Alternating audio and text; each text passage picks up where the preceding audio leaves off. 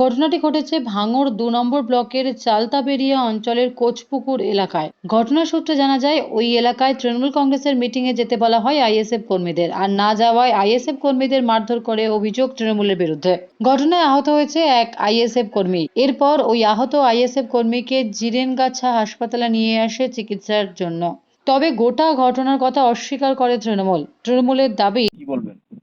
একদম ভিত্তিহীন কথা। আমাদের ওই আজকের মেগা র্যালি ছিল মাননীয় স্বপন মোল্লার। র্যালি থেকে ফেরার সময় আইএসএফের মাথা থেকে ওরা সুইসাইড কথা বলছিল, সাইন লাগাও, ঠিক আছে, আরো বিভিন্ন কথা স্বপন মোল্লার গাল ফাল দিচ্ছিল, ঠিক আছে, আমাদের পার্টি নিয়ে অনেক গাল সৃষ্টি করছিল। তাতে আমাদের ওই দলের কর্মীরা কথা ধরায়, ঠিক আছে। দলের প্রথমেই তোয়াদুল্লার বউ কথা রিপিট করে, এবার ওর বউকে নিয়ে পড়ে, তারপরে ওই ওর বউকে নিয়ে পড়ে সবাই।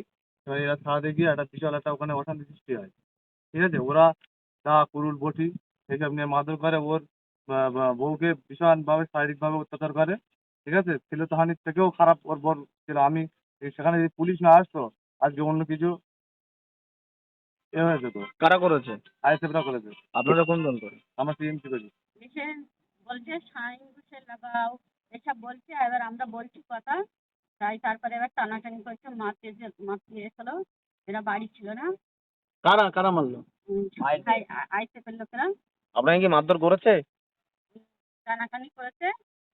কারা কারা কারা টেনেছে? ভাইজানের লোকেরা, ওইসব পঞ্চায়েত ছিল, পঞ্চায়েত পঞ্চায়েত থেকে থেকে কাজ ওইসব করবে। হয়েছে।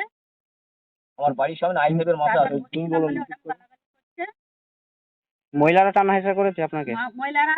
মহিলাদের বলে দিয়েছে ডাকুডুল বের করতে, সব ডাকুডুল বের করেছে। আমাদের পাশে আসছে।